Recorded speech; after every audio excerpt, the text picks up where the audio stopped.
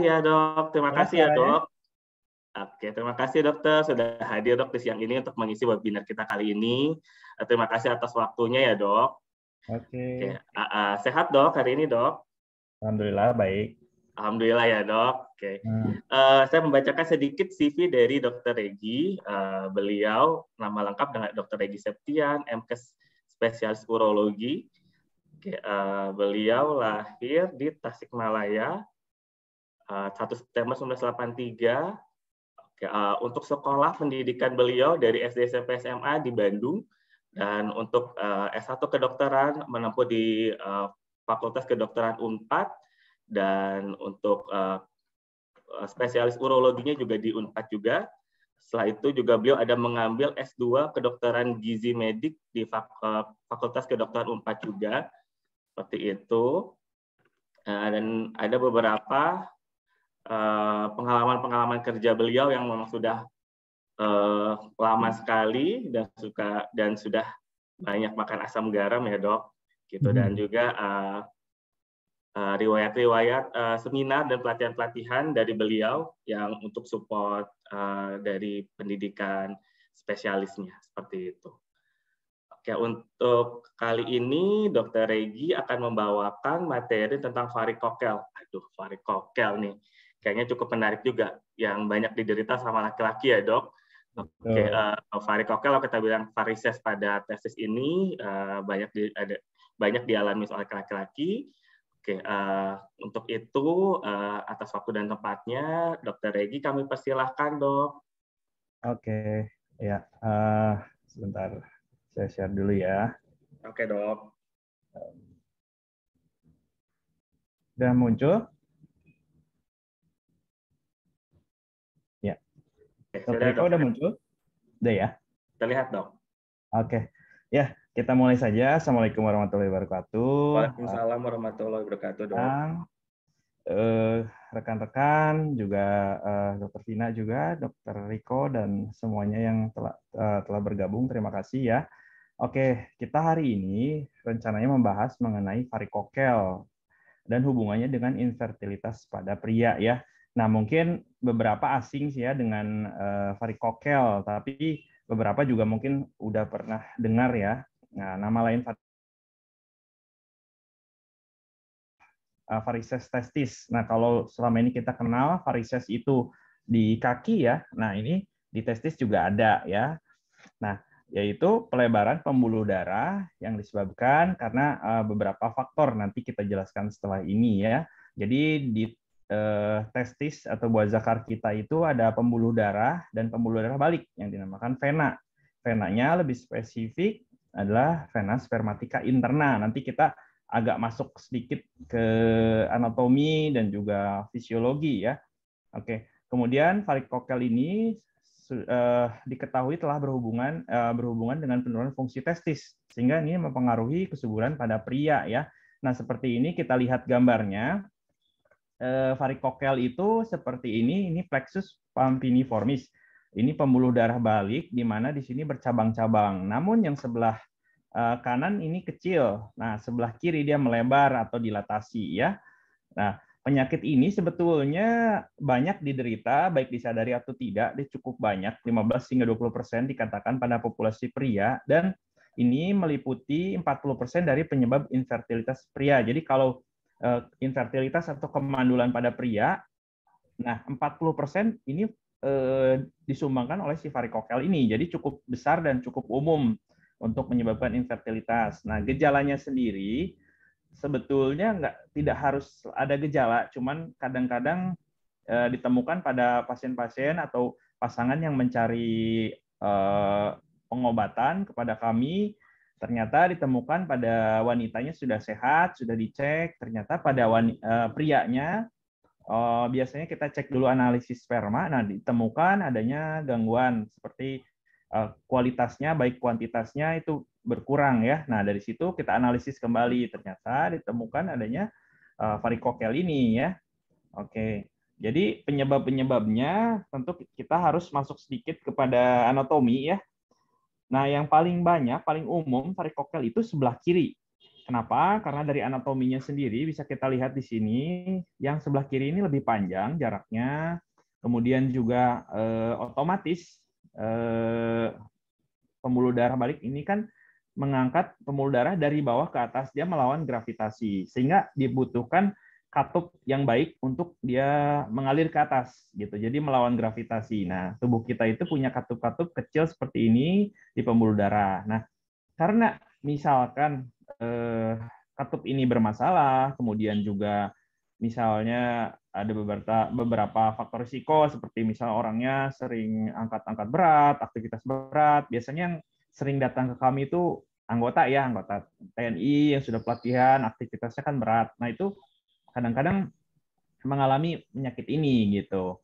Nah, kemudian ada juga sudutnya ya. Sudutnya ini kalau kita lihat di sini dengan di sini ini dia masuknya berbeda. Yang sebelah kiri itu masuknya ke pembuluh darah balik ginjal atau vena renalis, sedangkan yang sebelah kanan ini masuk ke vena cava atau vena besar kita ya. Nah, itulah yang mempengaruhi kenapa terjadinya varikokel. Nah, ada satu lagi yang menarik, ini namanya nutcracker phenomenon. Jadi kalau kita lihat ini ada alat pemecah kenari ya. Nah, di sini pembuluh darah ginjal ini dia terjepit oleh aorta atau pembuluh darah kita, sehingga tekanan di sini jadi tinggi. Otomatis dia mundur ke belakang ke pembuluh darah testis tadi, sehingga aliran balik ke atas dia jadi berkurang. Nah, padahal kita tahu fungsi dari vena ini dia itu mengangkat atau membuang sisa-sisa metabolisme di dalam sini gitu. Jadi otomatis pembuangannya tidak baik berjalannya gitu. Nah, ini seperti ini kalau lihat kita gambar klinisnya ada pelebaran pembuluh darah yang cukup besar di sini. Seharusnya sih lebih kecil dari ini ya. Oke. Nah, apa yang terjadi kalau terjadinya pada kanan saja? Saya dapat pasien baru-baru ini sebelah kanan besar lagi. Jadi kita harus investigasi kenapa yang terjadi pada yang kanan saja. Karena 80-90% itu terjadi pada kiri atau bilateral atau kanan kiri ya.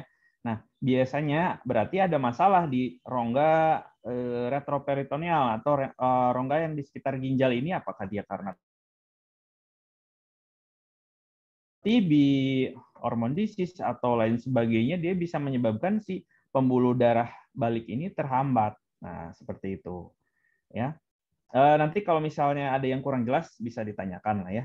Kemudian, nah ini yang paling penting, ternyata dari beberapa penelitian hubungan varikokel dan infertilitas pria itu erat sekali ya. Nah, walaupun sebelumnya memang sebelumnya ini belum dipahami dengan betul-betul clear. Namun dari beberapa penelitian, ini adalah meta-analisis, jadi dia mengumpulkan berbagai penelitian di seluruh dunia yang berhubungan dengan ini. Nah, dia mengatakan bahwa pasien-pasien infertilitas pria dengan varikokel ini menyebabkan ada 3 parameter. Jadi hitung jumlahnya dia menurun, kemudian juga gangguan motilitasnya dia menurun, motilitas itu pergerakan spermanya, kemudian ada kelainan morfologi atau bentuknya ya. Jadi syarat sperma yang sehat untuk dia menembus ke dalam sel ovum, yaitu dibutuhkan tadi motilitas pergerakan yang baik dan jumlah yang cukup gitu ya. Kemudian di sini untuk testis sendiri kita harus lihat ya dari anatomi dan fisiologinya. Jadi testis itu tempat produksinya sperma ya. Nah, tapi di sini juga diproduksi testosteron atau sel atau hormon laki-laki. Nah, di dalam testis itu ada 2 sel yang penting, yaitu sel Leydig dan Sertoli. Leydig itu fungsinya untuk memproduksi hormon testosteron. Jadi kalau kita laki-laki, hormon laki-lakinya adalah testosteron ini. Sel Sertoli dia memberi makan sel sperma atau bakal sel sperma tadi gitu ya. Jadi pertama dia diproduksi di testis, masuk ke epididymis, terus masuk ke dalam vas deferens atau kantong sperma dan dipancarkan sebelumnya ke ejakulat melalui prostat ya. Jadi di sana diberikan berbagai macam nutrisi dan fruktosa dan juga dia fruktosa itu memberikan tenaga pada si sperma ini untuk dia supaya kuat gitu. Nah, gitu. Jadi dia selain daripada produksi tadi testosteron, testis sendiri juga memproduksi sperma. Jadi penting dua-duanya untuk proses terjadi kehamilan ya, gitu. Kemudian mekanisme kenapa infertilitas ini terjadi pada varikokel. Jadi dikatakan ada beberapa teori bahwa temperatur di skrotum ini meningkat, padahal skrotum itu berada di luar tubuh ya. Jadi biasanya 1-2 derajat tuh lebih adem lah gitu. Nah, tapi dengan adanya si tadi hambatan pada pembuluh darah balik, sehingga si temperatur atau suhunya di sana panas. Nah, seperti ini. Akibatnya kalau panas tentu sel-sel yang baik itu menjadi terganggu pembentukannya. Kemudian juga ada reflux atau aliran balik dari metabolit ginjal seperti kita lihat anatominya tadi. Jadi pembuluh darah balik itu masuk ke dalam vena renalis atau pembuluh ginjal. Jadi sisa-sisa metabolisme dari ginjal dan adrenal di situ turun ke bawah. Jadi dia bersifat gonadotoksik atau toksik terhadap sel-sel gonad ya. Kemudian juga karena hal tersebut juga meningkatkan proses stres oksidatif karena produksi radikal bebas banyak di situ ya. Nah, ini hubungannya dengan wellness nanti. Kemudian juga peningkatan tekanan hidrostatis. Jadi kalau pada vena dan arteri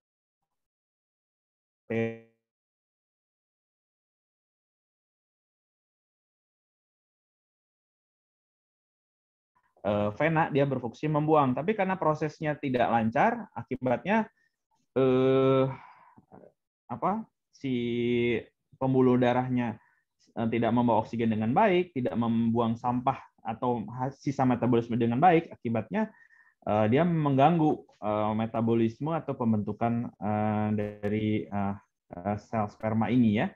Kemudian, nah kalau kita masuk ke gejala klinis, nah kita seringnya asimptomatik atau tidak ada nyeri sama sekali. Namun pada penderita-penderita yang berat, kadang-kadang muncul seperti ini nih, namanya bag of worm. Jadi kelihatan tanpa pemeriksaan apapun, tanpa manuver apapun, ya kelihatan seperti ini. Jadi kayak bentuk cacing yang berkumpul dalam kantong ya, seperti ini. Gejalanya yang lainnya kadang-kadang cuma pegel aja di sekitar atas buah zakar atau inguinal ya. Oke, jadi ini grade-nya bisa kita lihat ada grade 1 sampai 3. Nah, yang paling berat tentu grade 3 ya. Nah, ini penting diperiksanya kita posisi tidur dan posisi berdiri karena ketika pasien-pasien dengan posisi tidur biasanya si kumpulan tadi bag of worm ini biasanya berkurang karena tekanannya jadi tidak terlalu tinggi di situ ya. Oke. Nah, untuk diagnosis dan investigasi, jadi kita juga harus selain melihat kepada varikokel ini, pasien-pasien dengan infertilitas atau kemandulan, kita harus analisis lagi apakah memang betul penyebabnya ada varikokel. Kadang-kadang bisa juga disebabkan oleh faktor-faktor lain ya.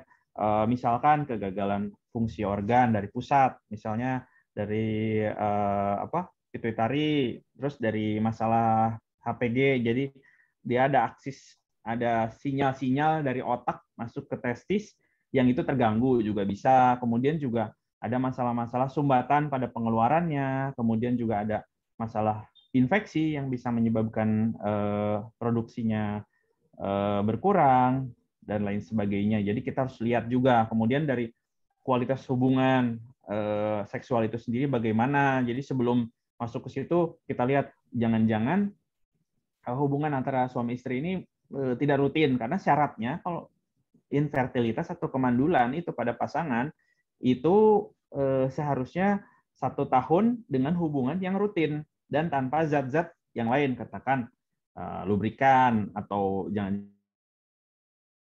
itu harus kemungkinan-kemungkinannya gitu.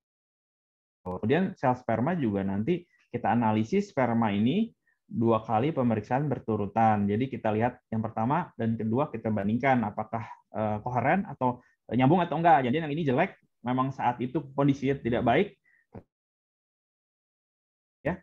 Kemudian varikokel juga dia bisa mempengaruhi dari volume testis. Buah zakarnya bisa mengecil gitu. Meskipun penyebab lain juga bisa, misalnya gangguan tadi sinyal hormon FSH, LH yang memproduksi sinyal ke testosteron itu ke testis itu berkurang, sehingga dia itu si buah zakarnya itu jadi mengecil, bisa juga seperti itu gangguan hormon ya. Oke. Nah, selain itu yang disarankan adalah USG Doppler. USG Doppler ini bagus ya, jadi dia bisa melihat pembuluh darah melebar atau tidak. Nah, ini dikatakan sensitivitas dan spesifitasnya lebih dari 90% ya. Di klinik kami ini rutin dilakukan ya pada pasien-pasien yang curiga varikokel tadi. Kemudian pemeriksaan evaluasi kadar hormon ya ini jelas karena harus kita cek ini sinyal LH dan FSH itu dari otak masuk ke testis. Kemudian testosteron ini menilai fungsi testis, memproduksi testosteron, walaupun sebagian ada juga di kelenjar adrenal ya, 1%. Kemudian kita cek juga kromosom Y-nya, apakah ada mikrodelesi, ya mungkin ekspresi kromosom kita kan laki-laki X dan Y. Nah, Y-nya ini kadang-kadang ada gangguan nih. Kemudian juga dicek pemeriksaan fragmentasi DNA, sperma, misalnya nih pasien-pasien yang sudah asisten reproduksi, misalnya ICSI sudah dilakukan bayi tabung, tapi gagal lagi keguguran, nah itu harus kita curiga apa mungkin ada fragmentasi DNA sperma ya. Oke, nah ini contoh dari analisis sperma, ini salah satu pasien. Di sini dilihat di sini ada gangguan ya. Jadi kalau kita lihat itu ada OAT, biasanya pada varikokel itu ada oligo, kemudian juga asteno, ya, kemudian juga terato. Terato itu bentuk ya, asteno itu pergerakannya ya. Nah di sini bisa dilihat ya. Nah kalau menurut WHO dan guideline WHO terbaru, ini volumenya ini batas bawahnya ya, 1,5 cc. Jadi kalau ejakulat kita itu kita lihat 1,5 cc bisa kurang atau bisa lebih, kita lihat. Nah, ini kalau misal di bawah 1,5 ya berarti ada masalah. Kemudian nanti dicek oleh orang labnya ya. Kemudian dari jumlah konsentrasi spermanya di dalam semennya, kemudian juga motilitas atau pergerakannya 40%, kemudian juga morfologinya paling tidak 4% lah ya, gitu kita lihat di sini. Lihat juga pH-nya normal atau tidak. Kemudian biasanya dilihat juga fruktose. Fruktose ini untuk supaya pergerakan spermanya bagus dan lain sebagainya. Ini ada suplemen-suplemen yang terkait dengan ini juga nantinya. Oke. Nah, indikasi kenapa kita harus melakukan intervensi pada pasien kasus-kasus varikokel, diantaranya misalnya pasangan yang infertilitas, yang memiliki anak, tapi wanitanya sebenarnya udah normal, udah dilakukan HSG dan lain sebagainya, tidak ada masalah. Katakan kista atau yang lain dinyatakan normal, nah kita harus curiga pada pihak prianya saja. Kemudian juga varikokel yang berat, misal grade 3 yang memiliki gejala tadi. Kemudian juga pria ini memiliki gambaran abnormal pada analisis sperma, katakan oligo atau asteno saja atau terato, tiga-tiganya. Nah itu harus kita intervensi ya. Kemudian juga penderita varikokel dengan hipotrofi testis, yaitu volume testis yang menurun, biasanya lebih dari 20% dibandingkan sebelahnya, kita harus curiga ya. Kemudian juga secara kosmetik yang tadi ada bag of worm tadi ya. Oke, tata laksananya sendiri ini biasanya sekarang yang lebih umum itu ya yaitu operasi koreksi varikokel atau ligasi ya. Namun juga ada embolisasi. Nah, kalau koreksi ini ada yang mikro dan non mikro. Biasanya mikro tentu lebih baik ya karena lebih spesifik dia meligasi pembuluh darah kecil itu.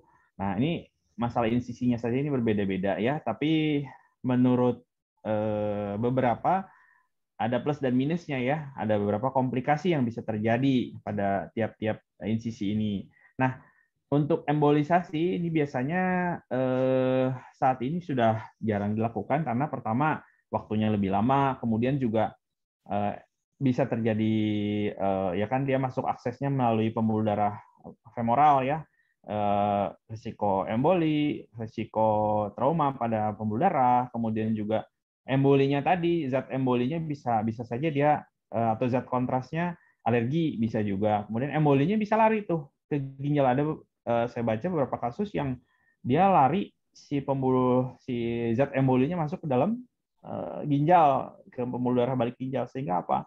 Dia menghambat aliran darah sehingga bisa menyebabkan gagal ginjal. Kemudian juga ada emboli paru, kasus juga ada seperti itu. Nah, itu yang bisa terjadi. Nah, biasanya produksi prosedur koreksi varikokel ini menunjukkan perbaikan pada hitung jumlah, motilitas, dan morfologi sperma. Nah, ini adalah penelitiannya sendiri ya. Memang sudah terbukti.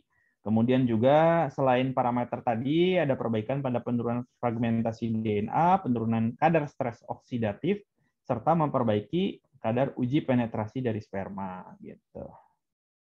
Oke, nah searah dengan hasil tadi, terdapat juga penelitian bahwa terapi varikokel ini meningkatkan kehamilan yang spontan sebanyak 30 hingga 50% setelah operasi varikokel tadi. Kemudian bahkan beberapa jurnal terbaru mengatakan bahwa azospermi sendiri dia bisa diperbaiki dengan varikokelektomi gitu. Kalau dulu kan kita mikirnya oh ini pasti ada sumbatan atau apa, tapi ternyata bisa gitu. Ini ada studinya ya. Oke. Nah, komplikasinya sehubungan dengan tindakan itu hidrokel, ada cairan. Biasanya pasien-pasien yang dengan ligasi yang tinggi. Nah, atau metode yang non mikroskopik, dia mengikat lymph node-nya saluran limfnya sehingga dia jadi hidrokel, kemudian cedera arteri testis ya bisa saja dia terligasi juga nih atau terikat juga arterinya sehingga dia menyebabkan atrofi testis ya, karena suplai dari 2/3 pembuluh darah testis itu dari sana juga, dari selain dari arteri kremaster ya, jadi ada 2 supplier. Kemudian rekurensi, nah ini bisa terjadi aktivitasnya angkat berat, angkat beban. Jadi kalau kita pasien post prosedur itu ya kita sarankan jangan dulu beraktivitas ya 3-6 bulan, apalagi jika saat sedang program ya. Rekurensinya cukup besar 0,6 hingga 45% ya, tapi ini variatif ya. Kemudian keberhasilan prosedur varikokelektomi terhadap perbaikan analisis sperma. Kalau tadi terhadap kehamilan spontan, kalau ini terhadap analisis sperma jadi 60 hingga 80%, di atas 50% ya, cukup tinggi gitu ya. Jadi sangat berhubungan dan sangat bermanfaat gitu. Kemudian prosedur koreksi varikokel dengan grade yang tinggi, misal grade 3 dikoreksi itu biasanya outputnya lebih baik ya. Nah, dalam 1 tahun 43% pasangan ini dapat hamil setelah prosedur varikokel dan 69% setelah 2 tahun. Jadi ya cukup besar setelah 2 tahun ya. Oke, kemudian terdapat penelitian ini mungkin beberapa slide lagi ya, di mana setelah operasi varikokel, pria ini menunjukkan perbaikan parameter sperma sehingga mengobati infertilitas. Ini pada 17 penelitian tadi meta-analisis ya di seluruh dunia, analisis sperma setelah prosedur varikokelektomi tadi memberikan rata-rata perbaikan densitas tadi, kemudian motilitas dan morfologinya. Jadi ketiga parameter ini di breakdown lagi, ternyata masing-masing ini angkanya ya. Oke, kesimpulannya varikokel ini infertilitas pria, kemudian juga kehadiran varikokel harus dideteksi pada semua pasien dengan kualitas semen yang abnormal, termasuk juga untuk azospermi ya.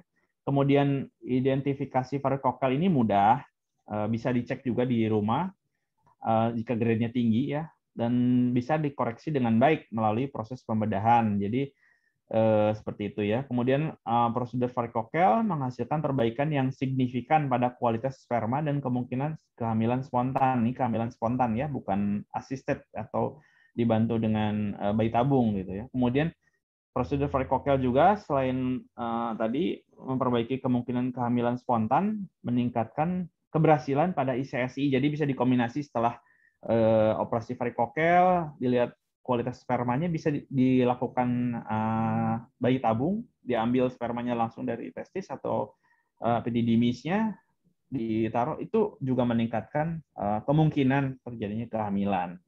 Ya, baik, itu saja barangkali, mungkin nanti lebih jelasnya kalau ada pertanyaan ya sehubungan dengan ini. Ya, begitu Dokter Riko. Ya, terima kasih Dokter Regi atas pemaparannya, Dok. Oke.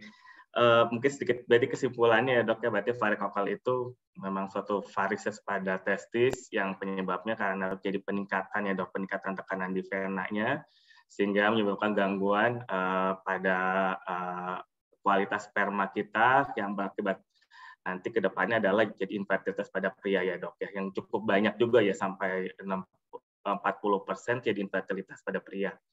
Itu ya, Dok, ya. Betul. Oke, untuk itu kita lanjut ke narasumber kita selanjutnya, yaitu dengan Dr. Vina. Selamat siang, Dr. Vina. Selamat siang, Dr. Riko. Selamat siang, Dr. Regi. Dan selamat siang pada para peserta webinar yang ini. Oke, sehat, Dok? Siang ini, Dok? Alhamdulillah sehat. Alhamdulillah ya, Dok. Ya, terima kasih, Dok, udah bergabung lagi, Dok, dengan kita, Dok, di bulan ini ya, Dok. Ya. Oke.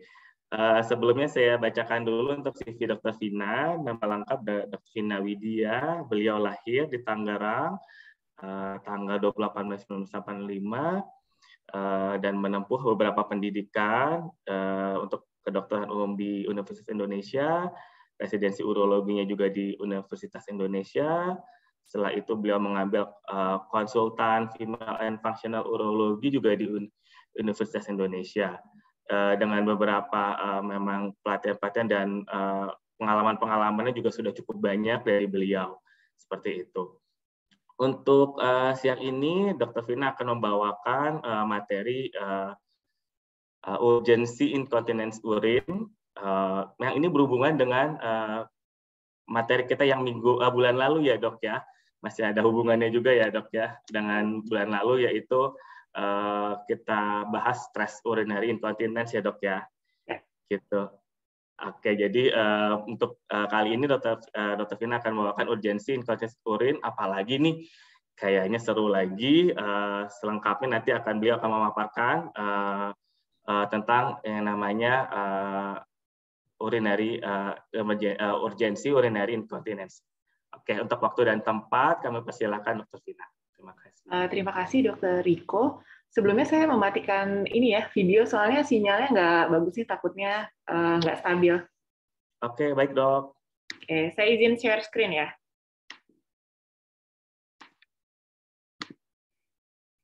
Sudah kelihatan, Dok, ini saya? Sudah, Dr. Vina. Iya. Ya, Assalamualaikum warahmatullahi wabarakatuh. Selamat siang. Terima kasih atas kesempatannya. Pada siang hari ini kita akan bahas sedikit ya terkait dengan urge urinary incontinence, atau kalau dalam bahasa Indonesia dibilangnya mengompol akibat adanya desakan. Nanti kita akan bahas kira-kira apa ya keterkaitannya juga dengan masalah hubungan suami istri. Ini isi slide hari ini. Nah, tadi bulan lalu kita udah membahas ya beberapa tipe mengompol pada perempuan. Nah, yang khusus siang ini kita akan membahas terkait dengan urgency atau urge urinary incontinence, yaitu keluarnya urin di luar kehendak kita yang diawali dengan rasa desakan ingin berkemih. Gitu. Kira-kira ini patofisiologinya secara umum ya. Jadi kalau seseorang itu saat berkemih secara umum memiliki dua fase, yaitu fase menampung urin, yaitu saat fase kita tidak berkemih, gitu ya. Dan satu lagi adalah fase berkemihnya, fase kencingnya. Nah, saat fase yang pertama, saat fase menampung urin, kita inginnya otot-otot kandung kemih kita itu rileks. Rileks sampai terisi penuh dengan jumlah tertentu, baru dia mengirim sinyal ke kepala, ke otak kita untuk, ayo nih, udah waktunya berkemih. Makanya kita pergi kamar mandi dan melakukan fase yang kedua, yaitu fase pengosongan kandung kemih. Tapi pada beberapa kondisi, kandung kemihnya ini terlewat sensitif. Jadi saat lagi menampung urin, baru sedikit, baru 100 cc misalnya, atau belum nyampe 100 cc, bahkan sudah terasa ingin berkemih. Dan rasanya kebelet banget sampai kalau nggak dikencingin kayaknya bisa ngompol deh nih pada kasus yang sangat berat gitu. Tapi ada juga yang kondisinya keluhannya mengeluhkannya, dok saat saya setelah pipis terasa lega sedikit, tapi kok nggak lama kemudian saya rasanya pengen pipis lagi ya, atau benar-benar tidak terasa lampias, walaupun sebenarnya pada saat dicek di dokter kosong kok kantong kencingnya setelah pipis, tapi rasanya kayak masih ada terus. Itu juga bisa jadi salah satu tampilannya. Jadi kantong kencingnya nggak rileks, terlalu sensitif. Nah, ini definisi aja tadi ya, keluarnya urin di luar kehendak kita yang diawali dengan rasa desakan pengen kencing. Jadi belum nyampe kamar mandi, udah ada yang keluar. Bisa sedikit, bisa juga banyak, tergantung derajat keparahannya. Nah, kondisi ini yang perlu dipahami adalah suatu kondisi yang kronik.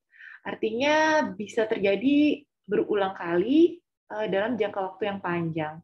Kenapa terjadi seperti ini? Karena sampai saat ini kita belum tahu nih, kenapa sih terjadi keluhan ini, ternyata kenapa terjadi kelainan ini gitu. Kenapa kantong kencingnya sensitif? Kita belum tahu pasti mekanisme atau penyebab pastinya.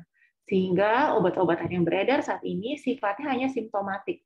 Artinya hanya mengatasi gejalanya aja, tapi tidak menyembuhkan, tidak mengatasi penyebabnya. Berbeda dengan misalnya infeksi saluran kemih yang ada penyebabnya, kita bisa kasih antibiotik dan itu akan hilang. Tapi kalau overactive bladder atau earth urinary incontinence ini modelnya masih penyakit yang kronis, jadi bisa muncul, hilang, timbul seperti itu. Jadi jangan heran.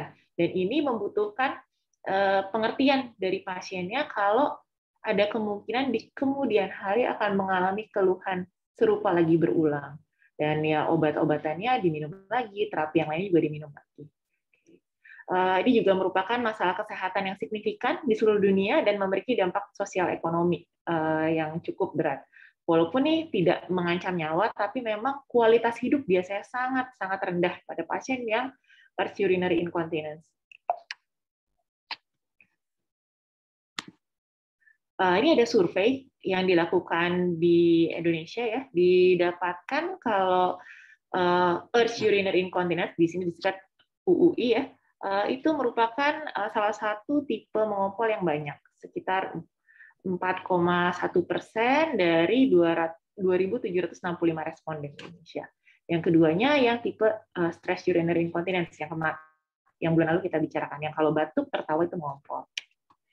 Patofisiologinya, seperti yang saya bilang tadi, secara pasti kita belum tahu etiologinya apa, penyebabnya apa. Maka itu yang membuat terapinya juga belum bisa maksimal gitu. Tapi secara umum earth urinary incontinence atau overactive bladder yaitu dibagi dua. Yang pertama, kita tidak tahu penyebabnya apa, atau kita bilang dokter bilangnya idiopatik, nggak tahu nih, diperiksa semuanya bagus, nggak ada kelainan, tidak ada gangguan saraf, tapi ada keluhan. Terus yang satunya lagi yang neurogenik, artinya ada kelainan persarafan yang menyebabkan keluhan tersebut. Nah, ada juga yang non-neurogenik. Yang ketiga itu biasanya contoh kalau pada laki-laki ada pembesaran prostat, nah nanti bisa menyebabkan perubahan pada kandung kemihnya yang salah satu manifestasinya atau efek sampingnya adalah overactive bladder atau penyebab-penyebab lainnya. Gitu. Faktor resikonya, nah ini ada yang bilang ya kelainan pada kandung kemih, tapi kita nggak tahu pasti kelainannya yang bagaimana. Lalu juga ada yang bilang ada perubahan dari mikrobiom dari kandung kemih. Jadi kalau dulu kita bilang urin itu steril, tapi saat ini sudah diketahui bahwa sekalipun urin itu ada dalam tubuh, tapi sebenarnya dia ada mikroorganismenya. Tapi mikroorganisme ini yang memang normalnya ada gitu, dan yang menjaga keseimbangan di dalam tersebut. Lalu faktor resiko lainnya adalah kelainan saraf. Apakah ada cedera tulang belakang? Kalau di luar negeri multiple sclerosis, kalau di sini mungkin stroke atau cerebrovascular accident itu juga salah satu faktor resiko. Ada yang bilang faktor penuaan, ada yang bilang obesitas, dan ada pengaruh-pengaruh diet. Nanti ada beberapa diet tertentu yang memang kita sarankan untuk dihindari pada pasien-pasien dengan earth urinary incontinence. Lalu ada juga yang bilang diabetes juga mempengaruhi kondisi ini. Nah, bagaimana kaitannya earth urinary incontinence ini dengan aktivitas seksual? seperti yang tadi sudah dijelaskan, earth urinary incontinence itu jadi ada kejadian mengompol yang diawali dengan rasa kebelet yang teramat sangat. Yang kalau kayaknya kalau nggak dikeluarin ini akan ngompol gitu. Nah, pada pasien-pasien atau seseorang yang mengalami earth urinary incontinence ini juga didapatkan adanya keluhan mengompol saat orgasme, pada saat aktivitas seksual. Dikatakan orgasme ini bisa bertindak sebagai pemicu dari kontraksi otot kandung kemihnya, gitu.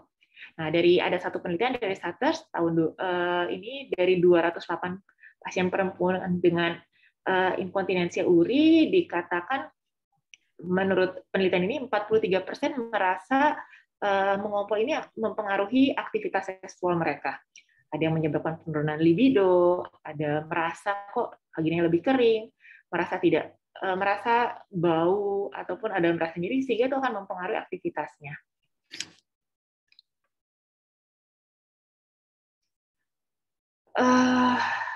Secara umum overactive bladder dengan earth urinary incontinence perbedaannya jadi hampir bisa dikatakan hanya perbedaan istilah saja sih. Jadi dulu dikenal ada overactive bladder yang dry, ada juga yang wet. Nah, yang wet ini sama atau sinonim dari earth urinary incontinence gitu.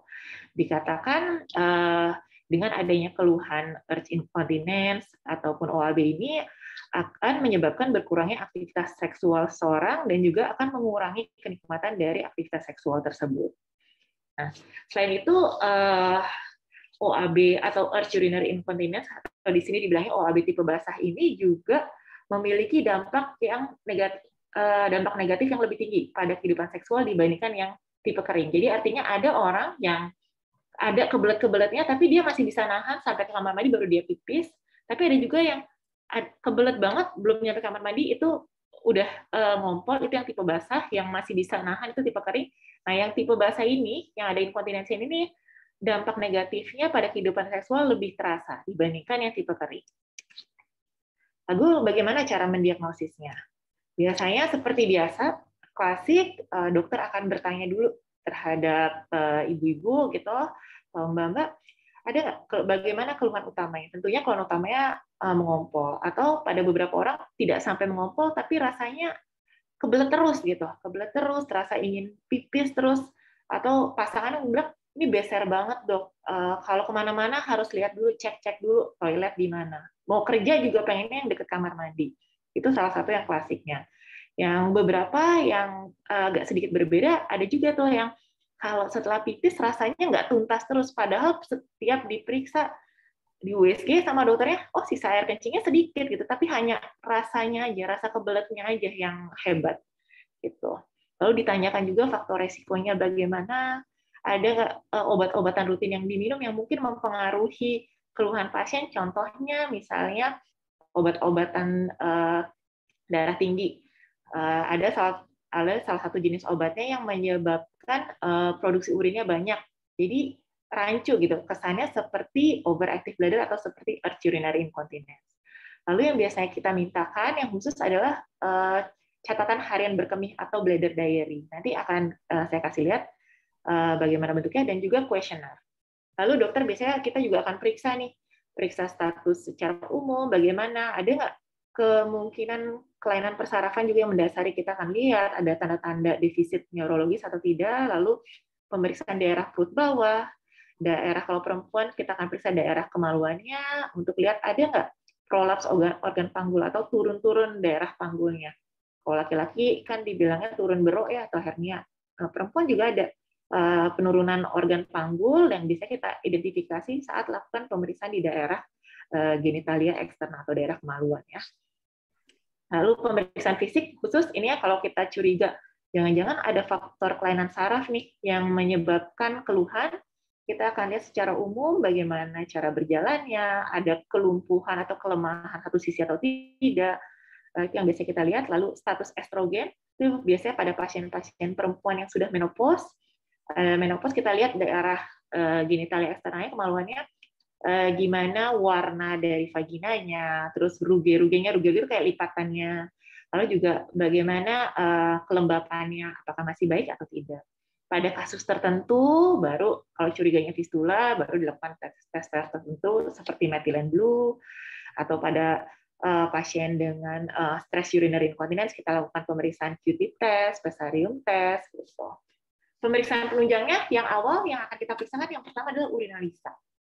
Urinalisa kita harus singkirkan dulu karena infeksi saluran kemih ini merupakan memiliki keluhan yang mirip dengan pasien-pasien urge urinary incontinence. Jadi dipastikan dulu memang tidak ada infeksi. Pasien dengan urge urinary incontinence harusnya urinalisanya steril, artinya tidak ada kuman di sana. Ya, ini pemeriksaan tambahan lainnya, fungsi ginjal, terus juga kita lihat residu urin yang penting. Jadi pada beberapa orang keluhan BSR-nya itu disebabkan karena sisa air kencingnya yang banyak. Jadi nggak berapa lama udah penuh lagi kantong kencingnya, sehingga dia harus keluhannya jadi sama, BSR bolak-balik kamar mandi gitu. Terus kita lihat intip nih, biasanya dari USG ginjalnya kita lihat ada nggak ya batu misalnya di kandung kemihnya yang bisa memberikan keluhan iritasi juga, sehingga keluhannya sama-sama main BSR terus. Lalu kalau berat sekali atau sudah tidak mempan dengan obat-obatan standar, baru dilakukan pemeriksaan usus seperti urodinamik. Nah, ini dia kuesioner yang biasa kita gunakan, salah satunya adalah OABSS. Ini untuk overactive bladder, dilihat skornya. OABSS juga bisa kita gunakan untuk memfollow up pengobatan. Dilihat nih, ada perbaikan skor nggak setelah diobati. Nah, selain keluhan subjektif dari pasiennya juga akan mempengaruhi ya. Lalu pemeriksaan berikutnya, nah ini jangan kaget kalau dokternya minta dibuat catatan harian berkemih selama, biasanya kita sarankan 3 hari berturut-turut. Tujuannya 3 hari ini supaya menggambarkan konsistensi bagaimana. Yang mau dicatat adalah jenis minumannya, jumlah minumannya, dan jumlah air kencing. Dari situ kita lihat, ini gambarannya ke overactive bladder atau urge urinary incontinence atau tidak. Lalu ini pemeriksaan uroflometri dan residu urin. Biasanya pasiennya kita minta untuk berkemih, dilihat, dan habis itu dicek sisa urinnya, banyak atau sedikit, sebagai cara untuk mengeliminasi diagnosis bandingnya. Biasanya kalau pasien-pasien dengan urge urinary incontinence, flow-nya yang di bawah ini akan tinggi sekali, kita bilangnya tower shape, dan sisa urinnya sedikit. USG ginjal buli ya, kita buat lihat ada nggak batu di daerah dasar kandung kemihnya, yang kira-kira bisa menyebabkan iritasi pada kandung kemihnya. Nah, ini flow chart-nya. Jadi setelah pasien itu didiagnosa dengan urge urinary incontinence, biasanya kita kasih pengobatan lifestyle modification dulu dan physical training. Pada beberapa kasus bisa langsung kita kombinasi dengan obat-obatan ataupun dengan fisioterapi berupa PTNS, posterior tibial nerve stimulation. Kalau gagal, barulah kita lakukan pemeriksaan urodinamik. Ini pemeriksaan urodinamik, pemeriksaan khusus untuk mereproduksi fungsi berkemih normal. Biasanya kita kerjakan kalau pengobatan yang konservatif, obat-obatan sudah maksimal, tapi keluhan masih tidak perbaikan, baru kita lakukan pemeriksaan urodinamik untuk menilai perlu nggak kita melakukan tindakan operasi. Ini terapinya. Terapinya yang pertama konservatif, ya, konservatif dan terapi fisik. Konservatifnya mengatur dietnya. Dietnya yang biasa kita minta adalah menghindari makanan atau minuman yang terlalu asam, terlalu pedas, makanan atau minuman yang mengandung kafein, teh, kopi, coklat, jangan lupa. Tapi pada beberapa pasien dia bisa punya pemicu tertentu. Saya punya pasien dia pemicunya makan santan, baru dia mengalami iritasi. Jadi tiap orang bisa beda, tapi secara umum makanan pedas, asam, mengandung kafein itu akan mengiritasi. Lalu yang merokok, tolong di stop rokoknya atau sangat dikurangi. Dan bagaimana dengan membatasi cairan? Membatasi cairan bisa dikerjakan, tapi dengan syarat tidak boleh sampai dehidrasi. Jadi kecukupan cairan juga harus terpenuhi. Itu pada beberapa pasien bisa yang keluhannya sangat hebat, dia bisa sangat takut minum karena sangat terganggu dengan keluhannya. Lalu yang kedua, terapi fisik dulu. Biasanya kita sarankan untuk melakukan terapi otot panggul atau Kegel exercise yang terbukti sangat efektif untuk menangani kasus-kasus urge urinary incontinence.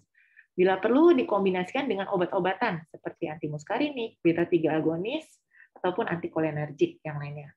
Nah, kalau udah nggak mempan, lalu dilakukan urodinamik ternyata memang dikonfirmasi urge urinary incontinence, dan tidak mempan, ya baru kita beralih ke pembedahan. Ini konservatif ya tadi ya, merokoknya dihilangkan, terus dietnya diatur. Oh ya, saya lupa, berat badan juga harus diturunkan. Obesitas itu dianggap sebagai faktor resiko saat ini. Lalu asupan cairan, terutama kafein ya tadi, intake cairan tadi perlu ditegaskan, dibatasi tapi jangan sampai pasien dehidrasi. Lalu obat-obatan yang sekarang ini banyak digunakan adalah antimuskarinik dan beta-3 agonis. Tujuannya untuk merelaksasi otot-otot kandung kemihnya. Itu pada beberapa kasus tertentu suka ditambahkan desmopresin, tapi secara umum antimuskarinik dan beta-3 agonis ini yang paling sering digunakan untuk menangani kasus-kasus urge urinary incontinence. Bagaimana dengan antikolinergik, oksibutinol saat ini tidak tersedia di Indonesia. Nah, ini olahraga atau terapi awal yang bisa dikerjakan di rumah, yaitu Kegel exercise atau pelvic floor muscle training. Nah, ini selain untuk mengencangkan otot-otot dasar panggul, ini juga terbukti mengurangi rasa urgensi atau rasa kebeletnya. Jadi, ini multi benefitnya sangat banyak gitu ya. Pertama, tidak mengeluarkan biaya, bisa dikerjakan di rumah, relatif tidak ada efek samping, dan juga hasilnya itu untuk yang keluhannya kebelet-kebelet sangat baik. Yang paling penting adalah melakukan Kegel yang benar. Jadi pastikan, minta tolong ke dokternya untuk tanyakan, dok, saya sudah melakukan Kegel yang benar atau tidak.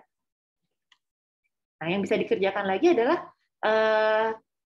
PTNS atau TENS. Ini elektrostimulasi yang sifatnya perifer. Jadi dilakukan stimulasi pada nervus atau pada saraf yang kira-kira berperan pada proses berkemih ini. Jadi ada yang mengerjakan TENS, ada juga yang mengerjakan PTNS. Salah satu yang terbukti bagus adalah yang PTNS. Tapi TENS juga lazim digunakan untuk keluhan seperti ini. Ini dia PTNS, posterior tibial nerve stimulation. Jadi ini ditempelkan patch dan jarum seperti jarum akupuntur, lalu diberikan stimulasi kepada nervusnya selama 30 menit.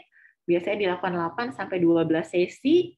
Dan sangat baik untuk mengurangi gejala frekuensi atau sering kencing ataupun gejala sering kencing di malam hari dan rasa kebelet-kebetnya itu urgensinya. Terapi operasi, kalau misalnya tadi sudah tidak mempan, semuanya baru kita beralih ke terapi operasi. Yang pertama adalah penyuntikan botox. Botox ke kandung kemihnya sama seperti botox yang buat kecantikan. Ini juga botox yang sama yang disuntikan di kandung kemihnya. Tujuannya untuk merelaksasi otot kandung kemihnya. Kalau mau yang paling advance, salah satunya adalah sacral neuromodulasi, atau saya selalu bilangnya kayak pacemaker buat kandung kemih. Jadi ada alat khusus yang ditanam di bawah kulit, di sini dilihat implannya, yang disambungkan kepada wire yang mempersarafi daerah kandung kemih. Ini juga terbukti baik untuk mengontrol keluhan urge urinary incontinence. Sayangnya alat ini belum ada di Indonesia dan mahal sekali harganya. Nah, yang segera akan datang masuk ke Indonesia, saya dengar adalah PTNS atau Urgent PC itu. Oke, sekian dari saya. Terima kasih atas perhatiannya. Assalamualaikum warahmatullahi wabarakatuh. Waalaikumsalam warahmatullahi wabarakatuh. Terima kasih selamat atas pemaparannya, Dr. Vina. Oke, jadi kalau kita ambil kesimpulan, jadi incontinence urin itu merupakan kebocoran berkemih atau mengompol yang akibat karena desakan yang dirasakan awalnya itu rasa ingin kebelet sekali, sifatnya itu kronik dan hilang timbul, dan bisa menurunkan kualitas hidup seseorang seperti itu. Dengan penyebabnya termasuk sementara ini kita belum bisa ketahui atau idiopatik, bisa juga menyebabkan neurogenik atau non neurogenik. Gitu. Dengan faktor resiko tadi sudah kita bahas satu persatu, dan memang untuk terapinya saat ini adalah paling baik adalah lifestyle dan modifikasi fisikal, dan memang ada beberapa terapi medikamentosa, dan terakhir itu adalah terapi untuk operatif seperti itu. Oke dok, kita masuk ke sesi selanjutnya dok, Dr. Vina, Dr. Regi. Iya. Untuk tanya jawab ya dok. Kayaknya pertanyaannya sudah mulai terkumpul banyak nih dok. Gitu, Dr. Regi. Siang dok. Ayo. Iya dok, oke. Aku bahas satu-satu ya dok.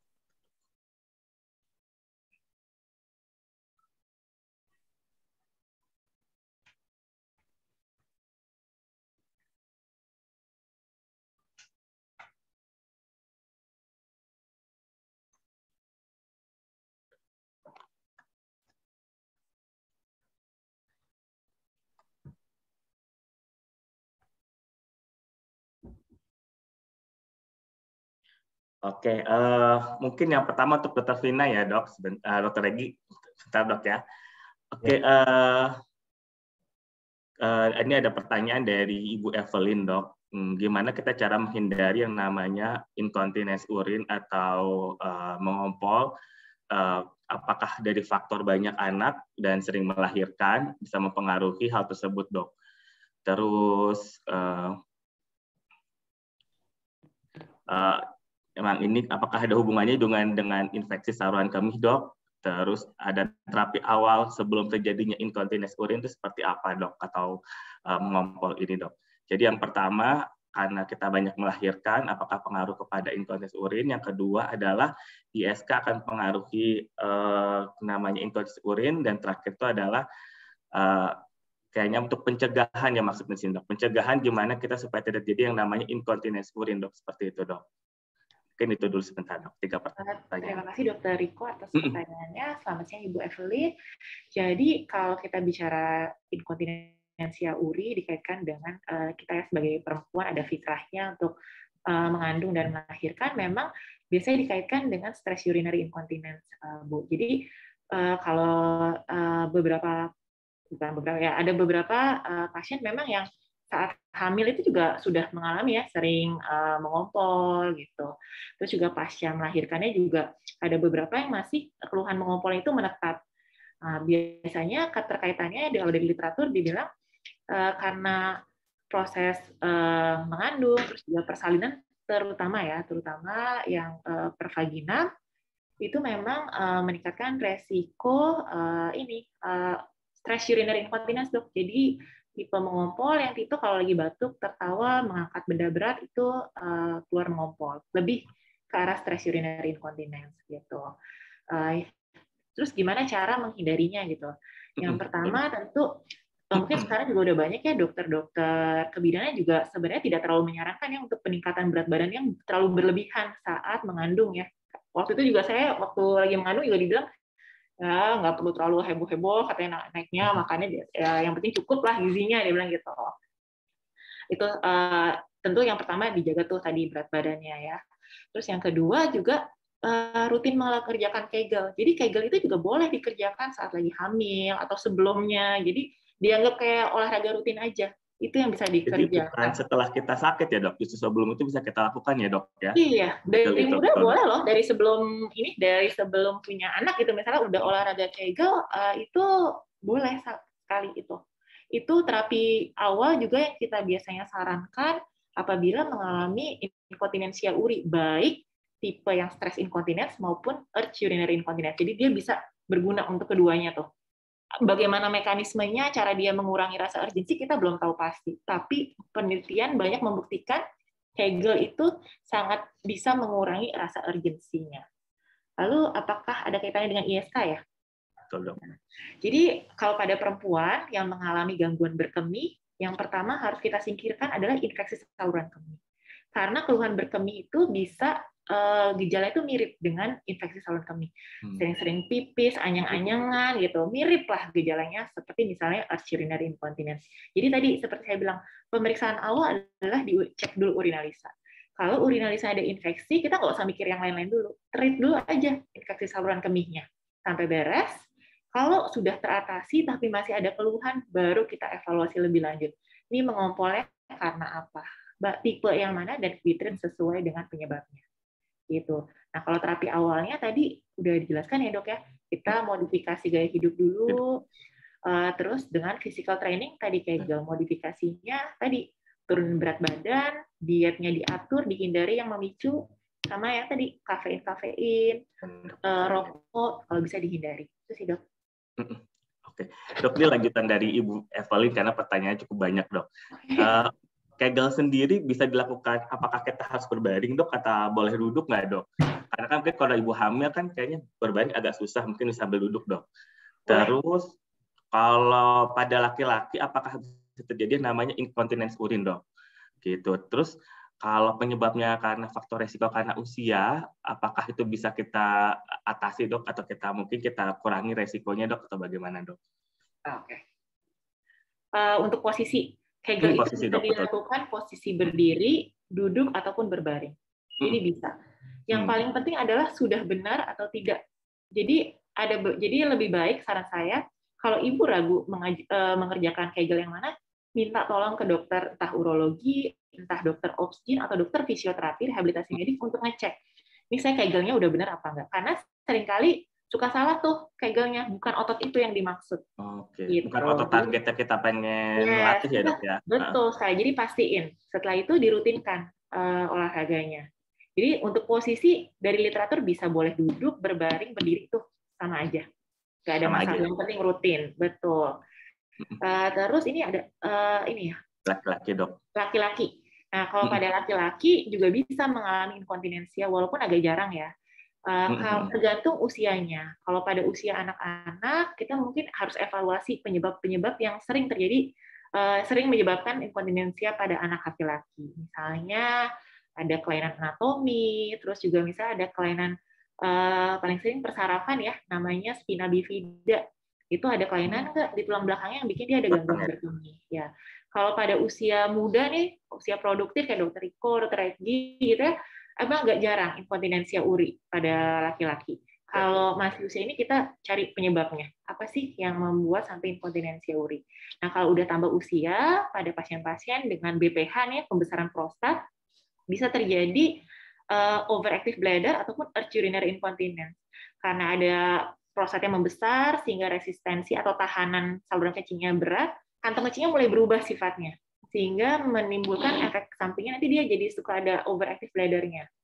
Nah, akan berbeda dengan pasien laki-laki yang habis menjalani operasi prostat. Nah, kalau yang habis menjalani operasi prostat, selain ada bisa kayak overactive bladder atau earth urinary incontinence, tipe mengompol yang bisa muncul lagi adalah tipe mengompol yang stress incontinence. Artinya kalau lagi batuk, ketawa, itu ada ngompolnya. Karena tadi efek samping dari operasinya. Kira-kira kayak gitu. Oke, dok. Dok, untuk operasinya, dok, ini ada menanyakan, dok, apakah seperti ada yang mirip dengan hernia atau bagaimana, dok? Kalau buat perempuan, jadi operasinya itu tergantung jenisnya apa. Kalau kita lagi ngomong earth incontinence ya, earth incontinence itu salah satu terapi operasi tadi, suntik botox. Suntik botox ya, dok. Botulinum toxin di kantong kencingnya, dilihat kalau responnya bagus dilanjutkan. Tapi kalau ada beberapa orang yang tidak berespon, ya kita tidak lanjutkan. Gitu.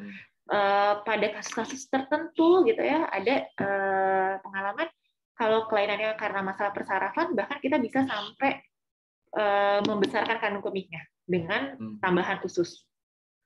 Gitu. Kalau yang advance tadi dok, yang dipasang pacemaker atau sakral neuromodulasi, ya sakral neuromodulasi, ya ditanam tuh kayak pacemaker buat jantung. Pacemaker pada jantung ya dok ya. Mirip, tapi ini buat kantong kencing ya dok. Cuma dia teknologi belum ada di Indonesia. Paling dekat Singapura, Malaysia, Australia ada. Gitu. Cuman memang harganya lumayan. Permanen atau temporari ya dok ya untuk yang kayak seperti pacemaker ya dok, sakral ini. Ya, kalau berespon, jadi kalau pasiennya dicoba dulu alat temporer biasanya. Setelah itu dites, kalau berespon baru akan dipasang alat yang permanen. Kalau permanen itu akan jangka panjang. Panjang ya dok ya. Bahkan bisa seumur hidup, betul. Oke, baik dok. Aduh, cukup jelas banget nih dok. Oke, kita lanjut ya. Kita lanjut ke Dokter Regi dok. Sebentar dok. Ya.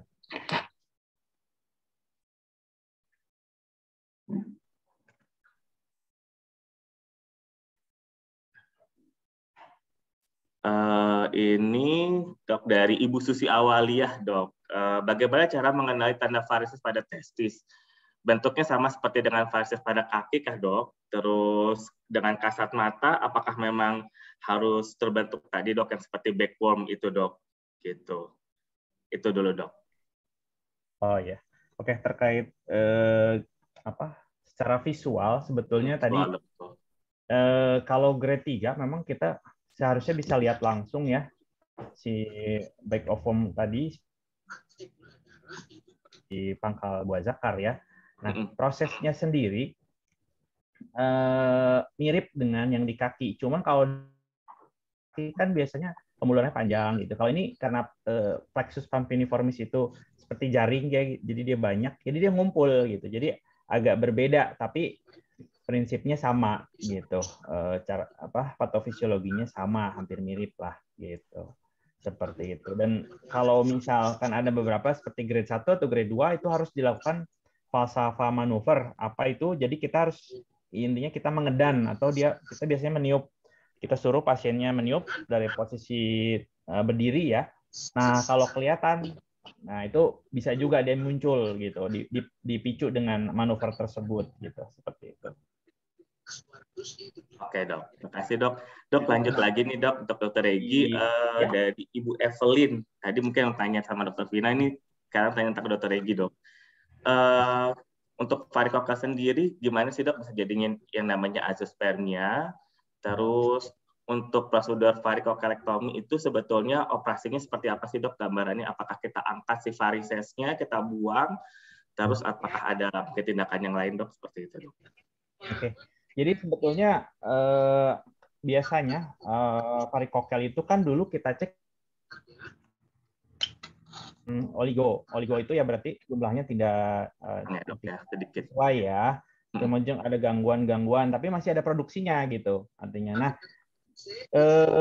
kalau azo kita pikirnya kan pasti ada sumbatan di salurannya dari pangkal atau dari ujungnya gitu. Ada masalah di situ. Jadi tapi ada beberapa jurnal yang saya baca ternyata azo itu tidak ada sperma sama sekali. Ternyata ada manfaatnya juga, terutama pada varikokel yang grade tinggi ya, grade 3 misalnya. Nah, di situ ada manfaatnya seperti itu. Mungkin tadi reaksi-reaksi dari 4 patofisiologi tadi yang bisa menyebabkan sampai sperma ini produksinya sangat buruk, bahkan rendah sekali gitu, seperti itu. Baik dok. Untuk prosedur ya. Nah, sebetulnya prosedur dok, kayaknya masih ini dok. Prosedurnya sebetulnya nggak susah. Biasanya dilakukan ya kalau kita pembedahan. Ada juga laparoskopik sih kalau pada retro yang agak tinggi laparoskopik. Tapi menurut saya kurang praktis dan lebih banyak komplikasinya dari jurnal seperti itu. Nah, kalau untuk prosesnya sendiri, ini pembuluh darah yang membesar itu biasanya kita ligasi atau kita ikat ya. Kita ikat, kemudian kita potong. Jadi dia akan untuk proses-proses tadi misalnya pembentukan radikal bebas di situ, kemudian untuk sisa dari metabolismenya sendiri itu berkurang di situ. Nah, prosesnya sebenarnya seperti itu. Nah, tapi yang sering terjadi kadang-kadang kalau kita ligasi, kadang-kadang ada juga pembuluh limf tadi yang terikat juga. Nah, itu bisa menyebabkan komplikasi seperti hidrokel, seperti itu. Tapi prinsipnya seperti itu. Oke, baik dok. Terima kasih banyak dok. Lanjut lagi nih dok. Untuk Dr. Vina dok, bagaimana membedakan inkontinens urin dan keluhan pada pasien diabetes yang sering kencing dok? Gitu. Terus untuk Dr. Regi dok, ini sama dari Ibu Gema. Apakah buah zakar yang besar itu bisa diartikan jumlah motilitas sama morfologinya itu lebih bagus dok dibanding jumlah buah zakar yang kecil dok? Mungkin itu dok pertanyaan dari Ibu Gema. Dok, Dr. Vina mungkin yang pertama dok, gimana dok? Nah, ini pertanyaannya bagus ya, gimana ngebedainnya? Jadi sangat sederhana Bu, bisa dengan lakukan pemeriksaan urinalisa, pemeriksaan analisa urin. Jadi dilihat di urinnya banyak nggak glukosa atau gulanya. Kalau misalnya diabetesnya tidak terkontrol, terus banyak gula di urinnya, itu ada kemungkinan sering pipisnya juga karena kita bilangnya glukosuria ya, karena ada banyak gula di urinnya sehingga menarik air juga keluar sehingga jadi sering-sering pipis. Jadi bisa dengan lakukan pemeriksaan urinalisa. Jadi urinalisa bisa untuk lihat ada tidaknya infeksi, ada tidaknya gula pada urin, sama ada tidaknya darah yang bisa juga memberikan keluhan yang serupa. Baik dok, terima kasih dok. Dokter Regi dok, dilanjut dok pertanyaan Ibu Gema, untuk buah zakar yang besar, apakah intinya itu mempunyai keuntungan yang lebih besar juga dibanding buah zakar yang kecil dok? Dan biasanya penyebabnya kenapa nih dok? Itu, dok. Ya, sebetulnya kalau volume buah zakar itu umumnya 2 kali 3 kali 4 cm dan volumenya sekitar 12 sampai 19 lah.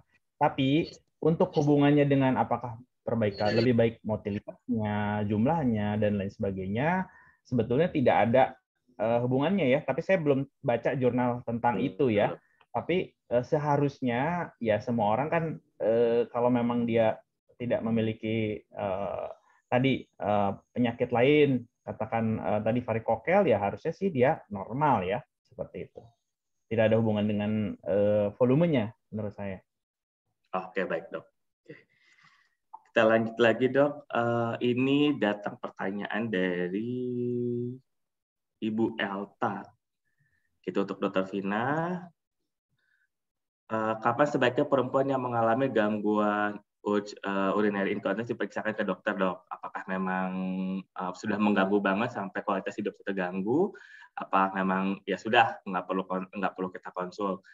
Apa saja yang boleh dan tidak boleh dilakukan pada penderita dengan urinary incontinence agar bebas mengompol, terutama saat berhubungan seksual dok? Seperti itu dok.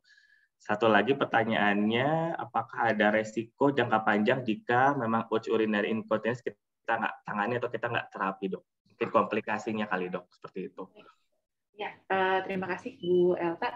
Yang pertama, kapan pergi ke dokter ya? Jadi pergi ke dokter, pada dok. prinsipnya perempuan dewasa sampai usia lanjut usia pun itu mengompol tidak pernah ada yang normal. Okay. Jadi begitu ada keluhan mengompol, saran saya ibu langsung memeriksakan diri ke dokter, bisa ke dokter urologi, bisa ke dokter kebidanan, misalnya gitu yang memang fokus untuk menanggulangi masalah berkemih. Jadi perempuan dewasa sampai lanjut usia mengompol itu bukan sesuatu yang normal. Itu satu. Yang kedua, ini ya tadi pertanyaannya. Iya, apa yang boleh dilakukan? Ya. Pada prinsipnya terapinya sama dengan orang-orang urinary incontinence. Tadi Bu, modifikasi gaya hidup, turunkan berat badan, hindari diet yang mengiritasi kandung kemihnya, terus juga latihan otot panggul Kegel itu sangat baik untuk dikerjakan. Kalau memang terpaksa harus mengkonsumsi obat-obatan karena tidak tertanggulangi dengan tadi, boleh ditambahkan obat-obatan ataupun tadi fisioterapi. Hal yang lain yang bisa dikerjakan saat mau melakukan hubungan seksual, misalnya pertama berkemih dulu sebelum melakukan aktivitas seksual. Terus yang kedua, misalnya kalau ibu atau bapak bisa mengidentifikasi posisi-posisi tertentu yang memicu mengompol saat berhubungan, itu juga mungkin bisa dihindari. Lalu yang ketiga, kalau bisa konsumsi makanan yang mengiritasi tadi ya, yang mengandung kafein, termasuk di dalamnya alkohol ya, atau makanan yang terlalu asam, pedas itu dihindari saat mau melakukan hubungan seksual, sehingga bisa menjaga supaya tidak mengompol ya, mengusahakan meminimalkan. Itu dokter. Terus apa lagi? Oh, resiko ya jangka panjang. Resiko atau mungkin komplikasi ya dok. Jadi ini tergantung penyebabnya apa dok. Tadi saya bilang ada yang idiopatik, ada yang karena kelainan persarafan, lalu ada juga yang karena obstruksi saluran kemih gitu ya, misalnya karena BPH kalau pada laki-laki. Nah, yang paling penting kita mesti mengidentifikasi ini urinary incontinence itu ngompolnya itu karena apa? Kalau ada faktor kelainan persarafan yang menyebabkan ngompolnya, itu ada resiko mengalami gangguan ancaman fungsi ginjal. Jadi harus dipastikan dulu. Ini kelainan sarafnya mengganggu saluran kemihnya sehingga menyebabkan ancaman nggak pada fungsi ginjal. Kalau sudah dinyatakan aman, ya ibu bisa lebih tenang. Tapi kalau misalnya biasanya kita lakukan pemeriksaan urodinamik ya, kalau kayak gini, kalau dari urodinamiknya ada parameter-parameter atau tanda-tanda tertentu yang bisa ada ancaman ke fungsi ginjal di kemudian hari, itu pemantauannya harus lebih cepat. Jadi harus identifikasi dulu penyebabnya. Penyebabnya dok, etiologinya kita tahu ya dok ya, base-nya ya, seperti apa ya dok. Oke dok. Oke, kita lanjut lagi Dokter Regi. Ini dari Ibu Elta juga sih dok. Beliau ingin bertanya, penyakit seksual apa saja yang umumnya terjadi pada pria sehingga mengalami penurunan gairah seksual dok? Terus bagaimana cara mengatasi gangguan seksual pada pria dok? Ini hubungan mungkin kita hubungin dengan varikokel kali ya dok. Sebentar, tadi agak putus-putus. Yang mana ya? Iya.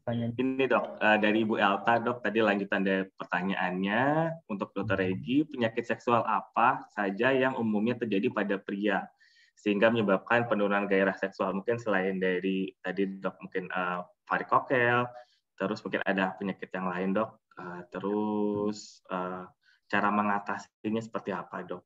Oke, jadi kalau untuk hubungannya dengan penyakit seksual, mungkin STI ya, mungkin sexual transmitted infection ya. Jadi yang pernah saya tahu itu chlamydia ya. Chlamydia itu bisa menyebabkan prostatitis. Nah, itu tentu bisa berhubungan dengan aktivitas seksual ya. Tapi dia bekerja mungkin pertama dari segi psikosomatis dan juga organik. Organik itu berarti ada kelainan organnya ya. Misalnya pada wanita nih. Pada wanita karena chlamydia misalnya, dia pasti gangguan berkemih, ada discharge, ya itu secara psikologis juga pasti mengganggu ya. Dia low sex drive atau tidak pede juga bisa menyebabkan. Nah, selain itu dari segi organiknya sendiri dia bisa menyebabkan pelvic inflammatory disease ya. Jadi di situ bisa menurunkan gairah seksual. Kemudian pada prianya sendiri tadi misalnya gangguan pada prostatitis saat ejakulasi nyeri, kemudian juga nyeri pada selangkangan, itu juga bisa mempengaruhi dua hal ya, yang tadi psikosomatisnya, kemudian juga dari segi organnya. Nah, sebetulnya selain ini saya membahas keluar sedikit. Iya dok, dari materi dok.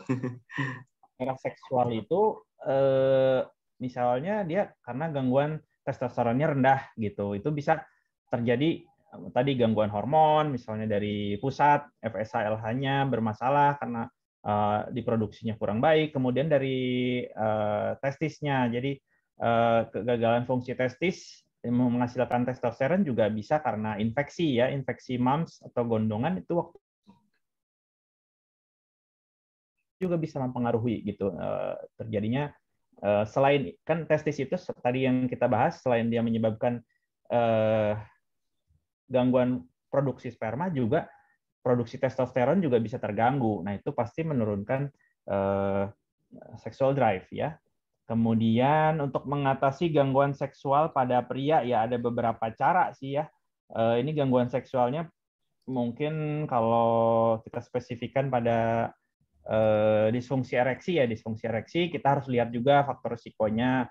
Faktor risikonya misalnya dari faktor gaya hidupnya, merokok, ada obat-obatan tertentu yang menurunkan, kemudian juga ada apa namanya, ada penyakit-penyakit tertentu seperti darah tinggi atau kencing manis, itu penyebab organik. Kemudian juga kalau ada penyebab lain seperti depresi, itu psikogenik juga bisa menyebabkan. Maka itu harus akan bercabang kemana-mana, tapi kita harus identifikasi kenapa nih penyebabnya gangguan seksualnya gitu. Jadi saya harus ya mungkin case per case itu berbeda gitu. Seperti itu. Penanganannya juga ya dok jadinya dok. Nah. Oke, kayaknya udah selesai semua nih dok pertanyaan-pertanyaannya kita bahas dok. Terima kasih Dokter Vina, Dokter Regi atas pemaparan terus materinya hari ini yang sangat mungkin memberikan informatif kepada peserta webinar kita hari ini dok gitu. Untuk terakhir mungkin bisa berikan pesan-pesan dok buat healthy people dok di rumah dari Dokter Regi sama Dokter Vina. Silakan dok. Mungkin Dokter Regi duluan dok, boleh dok pesan-pesan buat healthy people dok. Ya, terkait dari penyakit varikokel tadi gitu. Jadi kadang-kadang infertilitas atau kemandulan pada pria itu jadi sebuah beban tersendiri ya bagi laki-laki ya, karena biasanya itu dibebankan kepada pihak sendiri tidak mau cek gitu. Tapi menurut saya itu melihat dari besarnya populasi yang terjadi 15-20%, nah sebaiknya memang harus dianalisis. Ada maksud untuk memiliki anak, yaitu kita harus memberanikan diri lah untuk memeriksakan diri ya terkait varikokel ini, dan jangan khawatir karena varikokel ini outputnya sangat baik jika ditata laksana dengan sesuai gitu. Itu. Terima kasih. Oke, terima kasih Dokter Regi. Dokter Vina silakan dok. Oke, kalau dari saya ya jelas mengompol itu bukan sesuatu yang normal ya pada perempuan dewasa sampai lanjut usia gitu. Memang sebagian besar tidak mengancam nyawa. Nah, khusus untuk arterial urinary incontinence incontinence atau OAB ini yang perlu disadari ini penyakit kronis. Jadi dia bisa jangka panjang, sifatnya hilang timbul. Jadi kerjasama antara pasien dan dokternya sangat dibutuhkan untuk menanggulangi kelainan ini. Oke, terima kasih Dok. Oke, terima kasih semuanya Dr. Vina, Dr. Regi atas waktunya Dok, kesempatannya siang ini. Oke, untuk itu kita akan tutup webinar siang ini. Oke, mungkin mengingatkan kembali bahwa untuk webinar ini akan kita rutin kita lakukan setiap bulannya. Mungkin biasanya kita akhir bulan kita akan adakan. Oke, dengan materi-materi yang mungkin nanti akan lebih menarik lagi. Kita akan bahas selanjutnya. Terus mudah-mudahan ini semua bermanfaat untuk hari ini. Seperti itu. Untuk itu, saya dan Dr. Riko pamit undur diri. Selamat siang dan selamat beraktivitas untuk kita semua. Terima kasih. Terima kasih Dr. Riko, terima kasih Dr. Regi, terima kasih semuanya. Ya, terima kasih semuanya Dok. Pamit.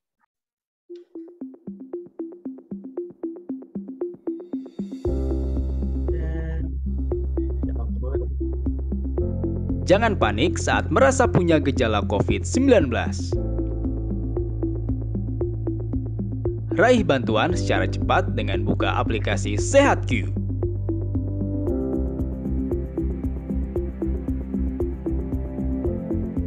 Bisa chat atau video call dokter. Beli obat atau vitamin hemat. Cari lokasi tes COVID-19 di jaringan NAR Kemenkes Republik Indonesia. Sampai cari perawatan lengkap setelah sembuh COVID-19. Tanya seputar COVID melalui WhatsApp dengan CS SehatQ. Ayo, download SehatQ sekarang.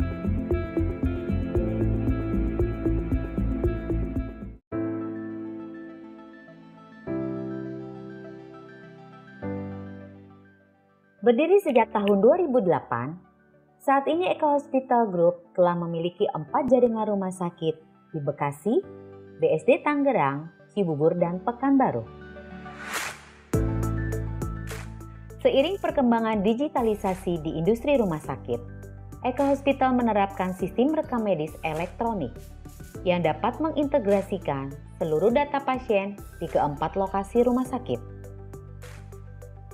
Mengedepankan mutu dan keselamatan, Eka Hospital berkomitmen memberikan layanan kesehatan yang nyaman dan terpercaya dengan layanan staf yang ramah dan sigap. Mulai dari layanan medical check-up untuk pemeriksaan seluruh anggota keluarga, hingga pemeriksaan kesehatan untuk kebutuhan perusahaan. Menerapkan teknologi mutakhir, Eka Hospital juga memiliki radiologi information system dengan hasil pemeriksaan yang dapat disimpan dan diakses secara digital. Siap, cepat, tanggap, dan aman adalah komitmen kami untuk menjaga Anda selama 24 jam. Memiliki lebih dari 350 dokter spesialis purna waktu dari beragam disiplin ilmu kedokteran dan 1.500 tenaga medis, kami siap melayani Anda di keempat jaringan rumah sakit. Memberikan layanan terbaik di ruang operasi, Eka Hospital menggunakan peralatan canggih serta teknik bedah yang senantiasa berinovasi mengikuti perkembangan dunia medis. Fasilitas satu pasien satu kamar di seluruh jaringan rumah sakit diterapkan untuk memberikan kenyamanan pada pasien dan mengurangi risiko penularan penyakit saat perawatan. Eka Hospital melayani rata-rata 500.000 pasien per tahun, 6.000 tindakan operasi per tahun, serta melayani lebih dari 60.000 pasien medical check-up per tahun. Berbagai akreditasi dan penghargaan di tingkat nasional maupun internasional yang telah kami raih merupakan wujud komitmen kami untuk menjadi rumah sakit pilihan yang melayani dengan hangat dan sepenuh hati.